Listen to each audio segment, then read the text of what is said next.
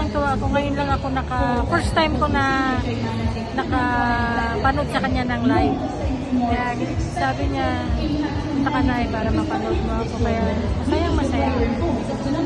Talaga masaya talaga ako. Dahil siya yung dalawa lang anak ko. Kaya tuwang-tuwa ako sa kanya. Masaya talaga. Kaya thank you kay Lord. Kay Lord ako humihingi ng papasalamat ako ng maraming. Ito po siya. Sa totoo lang po, hindi po nakatapos siya ng pag-aaral niya. Grade 5 po siya nagsimula. Nagtatrabaho sa golf. Tapos pagkagabi, nilalaban siya ng bilyard. Hindi ko alam. Gabing-gabi na, hinahanap ko sa labas. Yung pala nandun, nilalaban siya ng bilyard.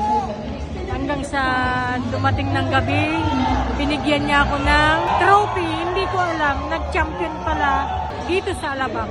Sa'yo masaya talaga ako. Simula nung ganyan dahil naglalaro siya, hindi ako nagagalit. Kasi ayaw kong mag-isip siya. Hindi ko siya pinaghahawak ng yung mabibigat na ano kasi yung kamay niya ang puhunan, kumbaga.